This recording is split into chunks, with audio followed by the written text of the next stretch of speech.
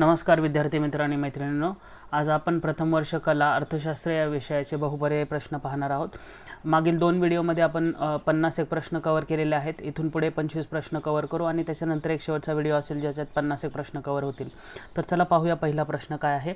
टिंबटिंब म्हणजे व्यवसाय, उद्योग, शेती इत्यादी विविध प्रकारच्या पातळीवर होणारा विकास। असा विकास जो उद्योग, शेती इत्यादी विविध प्रकारच्या पातळींवर होतो त्याला आपण काय म्हणतो? त्याला आपण म्हणतो ग्रामीण पत, ग्रामीण कर्जरोखेपणा म्हणजे रूरल इंडेटेडनेस। त्याच्यानंतर तिसरा उपाय आहे ग्रामीण उद्योजकता आणि वरीलपैकी काहीही नाही। जर आपण इथे पाहिलं तर ग्रामीण उद्योजकता म्हणजे व्यवसाय, उद्योग, शेती इत्यादी विविध प्रकारच्या पातळींवर होणारा विकास, त्याला आपण ग्रामीण उद्योजकता असं म्हणतो।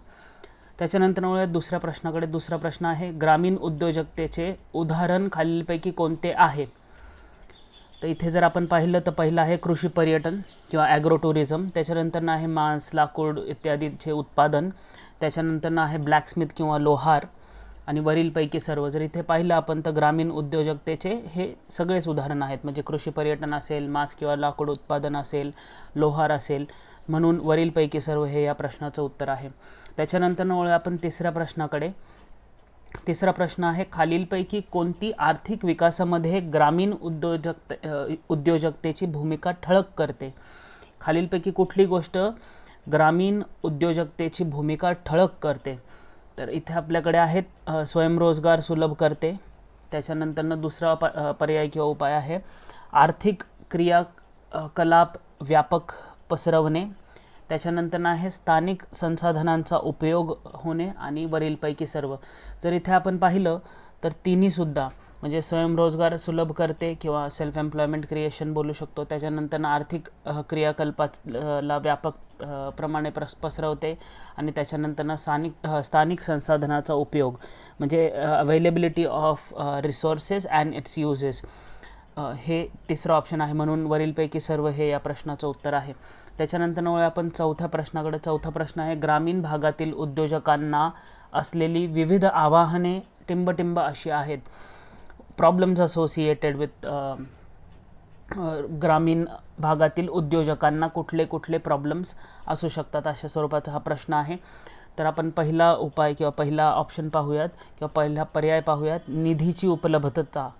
त्याच्यानंतर दुसरा आहे कारण की निधीची उपलब्धता नसते म्हणून हा पहिला ऑप्शन आहे। दुसरा आहे मध्यस्थांची भारी उपस्थिती म्हणजे मिडलमॅन और प्रेझेन्स ऑफ मिडलमॅन। त्याच्यानंतर ज्ञानाचा अभाव किंवा नॉलेज और इन्फॉर्मेशन डेफिशियन्सी हा तिसरा आहे आणि चौथा आहे वरीलपैकी सर्व। तर इथे आपण पाहिलं तर ग्रामीण भागातील उद्योजकांना किंवा रूरल एंटरप्रेन्योर्स त्यांच्याकडे किंवा त्यांना असणारे किंवा असलेले विविध आव्हाने, त्याच्यामध्ये या तिन्ही गोष्टी येतात, म्हणून वरीलपैकी सर्व हे या प्रश्नाचं उत्तर आहे। म्हणजे निधीची उपलब्धता हा एक प्रॉब्लेम आहे। त्याच्यानंतर दुसरा आहे मध्यस्थांची खूप जास्त प्रेझेन्स असणं किंवा भारी उपस्थिती। त्याच्यानंतर तिसरा आहे ज्ञानाचा अभाव किंवा प्रॉब्लेम असोसिएटेड विथ इन्फॉर्मेशन और नॉलेज। त्याच्यानंतर पाचव्या प्रश्नाकडे। पाचवा प्रश्न आहे खालीलपैकी कोणती ग्रामीण उद्योजकांसमोर आव्हान नाही? Which of the following is not a challenge to rural entrepreneurs? Not a challenge विचारलेलं आहे, आव्हान नाही। वरती आपण प्रश्न पाहिला कुठली आव्हानं आहेत, इथे आहे कुठलं आव्हान नाही आहे। तर इथे जर पाहिलं तर कमी कुशल कामगार म्हणजे लो स्किल्ड लेबर। त्याच्यानंतर दुसरा आहे की सिम्प्लेक्स कायदेशीर औपचारिकता। त्याच्यानंतर आहे निधी उपलब्धता आणि तीव्र स्पर्धा किंवा कट थ्रोट कॉम्पिटिशन। तर इथे जर आपण पाहिलं तर निधी उपलब्धता हा एक चॅलेंज नाही, निधी असणं हे चांगलीच गोष्ट आहे कुठल्याही उद्योजकासाठी, म्हणून ग्रामीण उद्योजकांसमोर कुठले आव्हान नाही, तर खालीलपैकी कुठले आव्हान नाही तर निधी उपलब्धता हे आव्हान नाही आहे। उलट निधी असली तर चांगलीच गोष्ट असणार आहे त्या ग्रामीण उद्योजकासाठी। त्याच्यानंतर सहाव्या प्रश्नाकडे। सहावा प्रश्न आहे भारतीय शेतीत अलीकडील ट्रेंड टिंबटिंब आहेत किंवा ट्रेंड कुठले आहेत, अशा स्वरूपाचा प्रश्न आहे भारतीय शेतीतील। जर इथे पाहिलं तर पहिला उपाय आहे किंवा पहिला पर्याय आहे आपल्याकडे पीक पद्धतीत बदल म्हणजे चेंज इन क्रॉपिंग पॅटर्न। त्याच्यानंतर सिंचनमध्ये सुधारणा किंवा चेंज इन इरिगेशन फॅसिलिटी, त्याच्यानंतरनं GMO किंवा अनुवंशिकरित्या सुधारित पिके, जेनेटिकली मॉडिफाईड क्रॉप्स यांचा वापर आणि वरीलपैकी सर्व. जर इथे पाहिलं आपण तर भारतीय शेतीतील अलीकडील ट्रेंडमध्ये ह्या तिन्ही गोष्टी येतात. म्हणजे पीक पद्धतीत बदल आलेलाच आहे, सिंचनामध्येही खूप बदल आलेला आहे. ठिबक सिंचन असेल, स्प्रिंकलर्स असतील, सरफेस इरिगेशन असेल आणि त्याच्यानंतरनं GMO किंवा अनुवंशिकरित्या सुधारित पिके. त्यामुळं वरीलपैकी सर्व हे या प्रश्नाचं बरोबर उत्तर आहे. त्याच्यानंतर वळूया आपण सिंचन पद्धतीवरती. एक प्रश्न आहे 7वा प्रश्न, तो आहे सिंचनाच्या आधुनिक पद्धतींमध्ये टिंब यांचा समावेश आहे.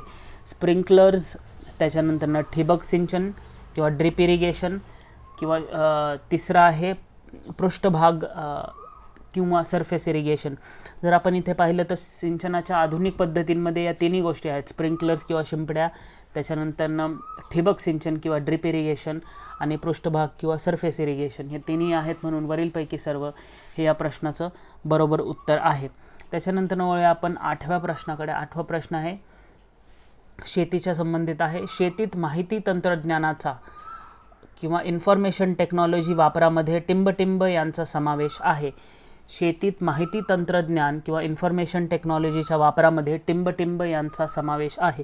तर काय आहेत त्या ऑप्शन्स किंवा पर्याय आपण बघूयात. पहिला आहे डिजिटल मंडी किंवा नॅशनल ॲग्रिकल्चरल मार्केट किंवा नाम अशा स्वरूपाचं तुम्ही ऐकलं असेल. त्याच्यानंतर दुसरा आहे भौगोलिक माहिती प्रणाली किंवा GIS, जॉग्राफिक इन्फॉर्मेशन सिस्टम. त्याच्यानंतर आहे GPS किंवा ग्लोबल पोझिशनिंग सिस्टम. आणि चौथा आहे वरीलपैकी सर्व. जर आपण पाहिलं ते इन्फॉर्मेशन टेक्नॉलॉजीचा शेतीमध्ये वापर जर आपण पाहिला तर त्याच्यामध्ये ह्या तिन्ही गोष्टींचा समावेश आहे. म्हणजे डिजिटल मंडी किंवा मार्केट्स, त्याच्यानंतरनं भौगोलिक माहिती प्रणाली किंवा GIS, आणि त्याच्यानंतरनं तिसरं आहे ग्लोबल पोझिशनिंग सिस्टम किंवा GPS. म्हणून वरीलपैकी सर्व हे या प्रश्नाचं बरोबर उत्तर आहे. त्याच्यानंतर वळूया आपण 9व्या प्रश्नाकडे. 9वा प्रश्न, पाणी व्यवस्थापनमध्ये टिंब यांचा समावेश आहे. Water management, what includes water management. Water मॅनेजमेंटच्या संदर्भात हा प्रश्न आहे आणि आपल्याकडे त्याचे पर्याय आहेत साठवण सुधारणा, त्याच्यानंतर आहे सांडपाणी किंवा सांडपाण्याचं रिसायकलिंग करणं, त्याच्यानंतर आहे पावसाच्या पाण्याची साठवण आणि वरीलपैकी सर्व. जर इथे आपण पाहिलं तर पाणी व्यवस्थापनासाठी हे तिन्ही उपाय बरोबर आहेत. म्हणजे साठवण सुधारणा, त्याच्यानंतरनं सांडपाण्याचे रिसायकलिंग करणे, त्याच्यानंतरनं पावसाच्या पाण्याचं साठवण करणे. म्हणून वरीलपैकी सर्व हे या प्रश्नाचं बरोबर उत्तर आहे. त्याच्यानंतर आपण 10व्या प्रश्नाकडे. 10वा प्रश्न आहे पिकांचा विमा स्वीकारण्यावर टिंब गोष्टींचा परिणाम आहे. म्हणजे what are the factors responsible for the acceptability or adoptability of crop loans. आणि इथे आपल्याकडे पर्याय आहेत जे पीक घेतलेले आपण त्याचे प्रकार, म्हणजे क्रॉपिंग पॅटर्न्स किंवा क्रॉप पॅटर्न्स. त्याच्यानंतर आहे तांत्रिक ज्ञान त्या विम्याच्या संदर्भात किंवा विमाच्या संदर्भात, पीक विमाच्या संदर्भामध्ये. त्याच्यानंतरनं शेतकऱ्यांचे उत्पन्न आणि वरीलपैकी सर्व. तर इथे आपण पाहिलं तर ह्या सगळ्याच गोष्टींचा परिणाम हा पिकाचा विमा स्वीकारण्यावरती होतोच. म्हणजे पीक घेतलेत त्याचे प्रकार, त्याच्यानंतरनं तांत्रिक ज्ञान शेतकऱ्याला आहे का नाही त्या विमाच्या संदर्भामध्ये, त्याच्यानंतरनं शेतकऱ्यांचे उत्पन्न, कारण की त्या गोष्टीचा तुम्हाला प्रीमियम हा भरावा लागतो बँकेमध्ये. म्हणून शेतकऱ्यांचं उत्पन्न कमी असल्यामुळे तो प्रीमियमसुद्धा भरायला अवघड होऊ शकतं किंवा जाऊ शकतं शेतकऱ्यांना. म्हणून शेतकऱ्यांचे उत्पन्न हे सुद्धा एक पिकाचा विमा स्वीकारण्यासाठी असणारी एक किंवा परिणाम करणारी एक गोष्ट आहे. म्हणून वरीलपैकी सर्व हे या प्रश्नाचं बरोबर उत्तर आहे. त्याच्यानंतर आपण वळूया 11व्या प्रश्नाकडे. 11वा प्रश्न आहे शेती पुरवठा, साठवण आणि प्रक्रिया उत्पादन आणि वितरणातील एकूण ऑपरेशन्स याला काय म्हटलं जातं. जर इथे आपण प्रश्न व्यवस्थित वाचला तर शेती पुरवठा, साठवण, प्रक्रिया उत्पादन आणि वितरणातील एकूण ऑपरेशन्स याला काय म्हटले जाते किंवा टिंब म्हटले जाते. तर इथे पाहिलं आपण तर आपल्याकडे ऑप्शन्स आहे कृषी विपणन, ॲग्रिकल्चरल मार्केटिंग, त्याच्यानंतर ॲग्रिकल्चर बिझनेस और ॲग्री बिझनेस किंवा कृषी व्यवसाय, त्याच्यानंतर आहे शेती वातावरण किंवा ॲग्रिकल्चरल एन्व्हायरमेंट, किंवा वरीलपैकी काही नाही. जर इथे आपण पाहिलं तर याचं बरोबर उत्तर आहे कृषी व्यवसाय किंवा ॲग्रिकल्चरल बिझनेस किंवा ॲग्री बिझनेस.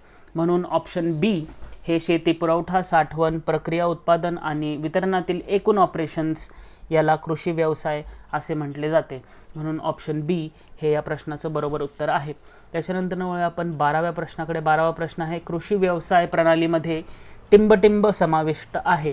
खालीलपैकी कुठल्या गोष्टी समाविष्ट आहेत कृषी व्यवसाय प्रणालीमध्ये?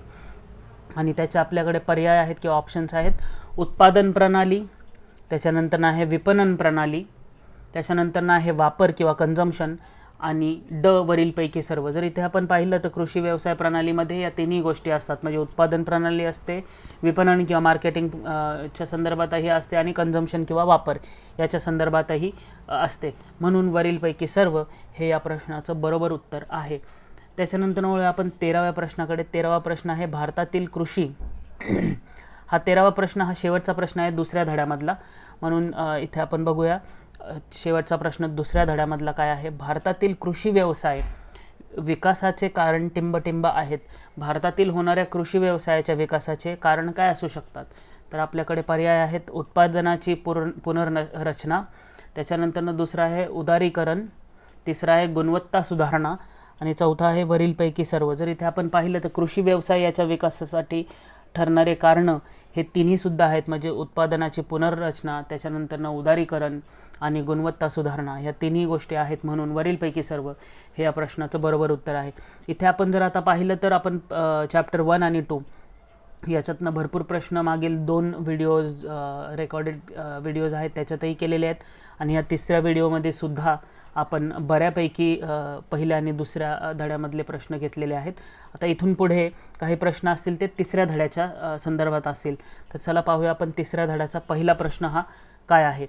तर पहिला प्रश्न तिसऱ्या धड्याचा हा आहे की टिंबटिंब ही एक प्रक्रिया आहे ज्यामध्ये समाज स्वतःला प्राथमिक शेती समाजातून वस्तू आणि सेवांच्या निर्मितीवर आधारित समाजामध्ये बदलतो. ह्या प्रक्रियेला आपण काय म्हणतो? या प्रक्रियेला आपण शेती म्हणतो, या प्रक्रियेला आपण औद्योगिकरण म्हणतो, या प्रक्रियेला आपण सेवा म्हणतो, किंवा वरीलपैकी काही नाही. जर आपण इथे व्यवस्थित वाचलं तर इथे लिहिलेलं आहे की एक प्रक्रिया आहे ज्यामध्ये समाज स्वतःला प्राथमिक शेती समाजातून वस्तू आणि सेवांच्या निर्मितीवर आधारित समाजामध्ये बदलतो. ह्या प्रक्रियेला आपण औद्योगिकरण असे म्हणतो. म्हणून ऑप्शन बी किंवा ब औद्योगिकरण हे या प्रश्नाचं बरोबर उत्तर आहे. हे होता हा होता पहिला प्रश्न तिसऱ्या इंडस्ट्रियल एन्व्हायरमेंट या चॅप्टरमधला. त्याच्यानंतर वळूया 15वा प्रश्न. आपल्या ह्या सरासरीच्या आजच्या व्हिडिओमधला 15वा प्रश्न आहे, औद्योगिकरण टिंबटिंबमध्ये मदत करते. औद्योगिकरणाची कुठल्या गोष्टीमध्ये मदत होते? तर वाढ उत्तेजित करते, त्याच्यानंतर रोजगार उपलब्ध करते औद्योगिकरण, PCI म्हणजे पर कॅपिटा इन्कम वाढवते, आणि वरीलपैकी सर्व. जर इथे आपण पाहिलं तर औद्योगिकरणामुळे इट स्टिम्युलेट्स ग्रोथ, हे बरोबर आहे, वाढ उत्तेजित करणे. त्याच्यानंतर रोजगार उपलब्ध करते म्हणजे एम्प्लॉयमेंट जनरेशन. त्याच्यानंतर पर कॅपिटा इन्कममध्ये वाढ होते. म्हणून वरीलपैकी सर्व हे या प्रश्नाचं बरोबर उत्तर आहे. त्याच्यानंतर आपण वळूया 16व्या प्रश्नाकडे. 16वा प्रश्न, औद्योगिक विकास आर्थिक विकासासाठी महत्त्वपूर्ण भूमिका बजावतो आणि त्याचे कारण काय असू शकतात?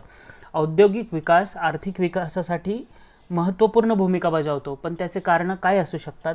किंवा कारण टिंबटिंब आहे अशा स्वरूपाचा प्रश्न आहे. तर आपण पाहूया याच्या ऑप्शन्स काय आहेत.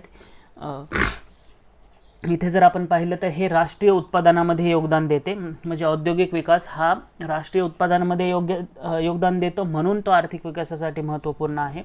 त्याच्यानंतर आहे हे रोजगाराला हातभार लावते किंवा प्रोव्हाइड्स एम्प्लॉयमेंट अशा स्वरूपाचा हा एक भाग आहे औद्योगिक विकासाचा, जेणेकरून आर्थिक विकासासाठी तो महत्त्वपूर्ण आहे.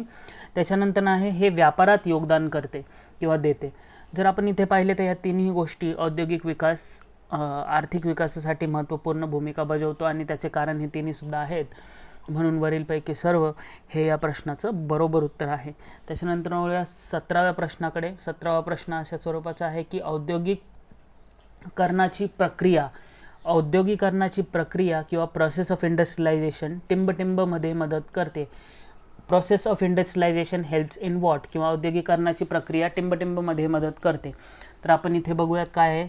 आपल्याकडे पर्याय आहे अ, कामगार विभागणीमध्ये मदत करते म्हणजे डिव्हिजन ऑफ लेबर. त्याच्यानंतर दुसरा आहे संसाधनाचा इष्टतम उपयोग म्हणजे ऑप्टिमम युटिलायझेशन ऑफ रिसोर्स. त्याच्यानंतर तिसरा आहे प्राथमिक क्षेत्राचा विकास म्हणजे development of primary sector.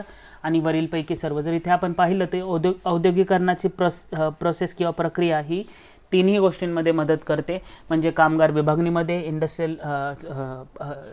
Industrialisation helps in division of labour. त्याच्यानंतर संसाधनाचा इष्टतम उपयोग म्हणजे ऑप्टिमम युटिलायझेशन ऑफ रिसोर्स.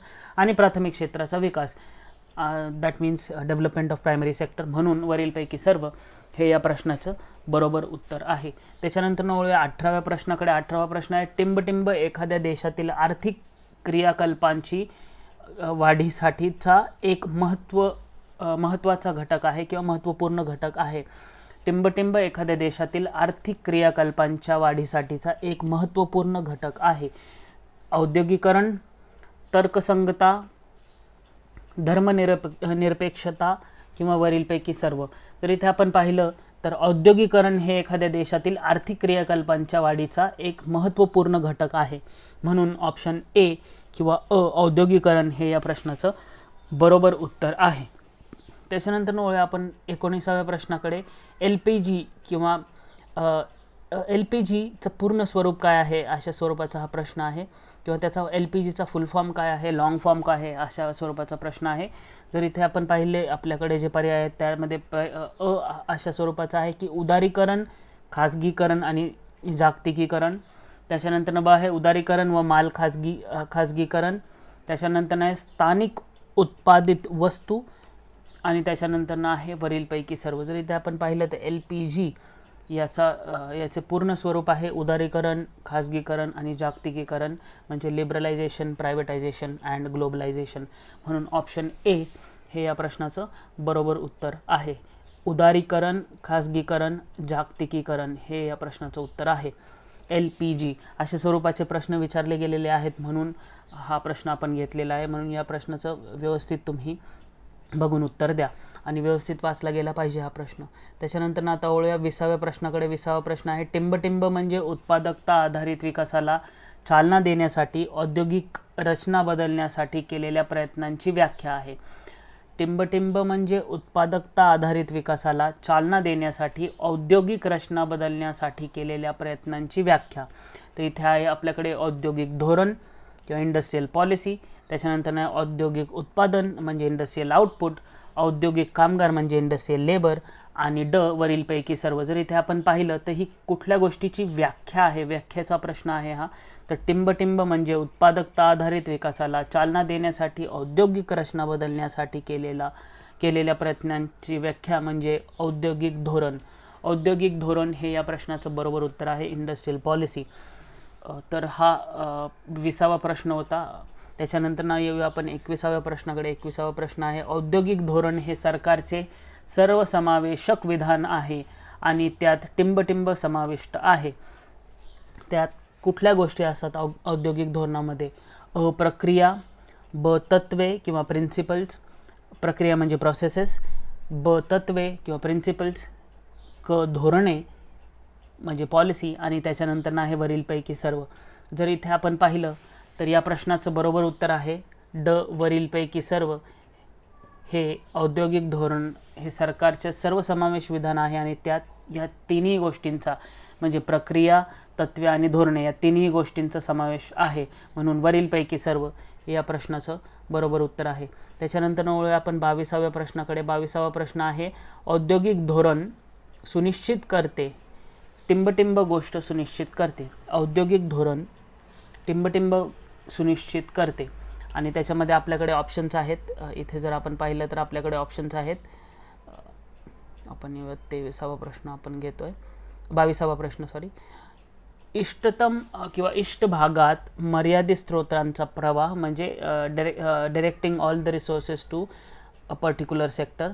त्याच्यानंतर आहे उद्योगाच्या विस्ताराचे नियम आणि नियंत्रण करण्यास राज्यास मदत करते. त्याच्यानंतर क आहे आर्थिक क्रियाकल्पांचे क्षेत्र निश्चित करते. इकॉनॉमिक ॲक्टिव्हिटीजचं एक डिफाईन केलं जातं क्षेत्र की कुठल्या ठिकाणामध्ये कुठली इकॉनॉमिक ॲक्टिव्हिटी झाली पाहिजे आणि वरीलपैकी सर्व. तर इथे जर आपण पाहिलं तर औद्योगिक धोरण टिंबटिंब सुनिश्चित करते. तर या तिन्ही गोष्टी सुनिश्चित करते म्हणजे इष्ट भागात मर्यादित स्रोतांचा प्रवाह, त्याच्यानंतरनं उद्योगाच्या विस्ताराचे नियम आणि नियंत्रण करण्यास राज्यास मदत करते आणि आर्थिक क्रियाकल्पांचे क्षेत्र निश्चित करते. म्हणून वरीलपैकी सर्व हे या प्रश्नाचं उत्तर आहे. त्याच्यानंतर वळूया आपण 23व्या आणि शेवटच्या प्रश्नाकडे. स्वातंत्र्यानंतर भारताची टिंबटिंब मुख्य औद्योगिक धोरणे होती किंवा आहेत. तर इथे जर आपण पाहिलं तर आपल्याकडे ऑप्शन्स आहे A 1, B 2, C 3 आणि D किंवा D 4. जर इथे आपण पाहिलं तर स्वातंत्र्यानंतरनं भारताची टिंबटिंब मुख्य औद्योगिक धोरणे आहेत. तर इथे 4 धोरणे आहेत आणि तिथे आपण कंसात लिहिलेलं आहे 1948, त्याच्यानंतरनं 57 आहे, 75 नाही 57, 1957, त्याच्यानंतरनं 1977 आणि 1991. तर ही 4 धोरणे आहेत आणि हा होता शेवटचा प्रश्न या सेशनमधला. आपण पुन्हा भेटूया नव्या प्रश्नांसोबत. तिसरा धडा जो आहे आपला तो पूर्ण करूया. तर भेटूया आपण नेक्स्ट सेशनमध्ये. थँक्यू.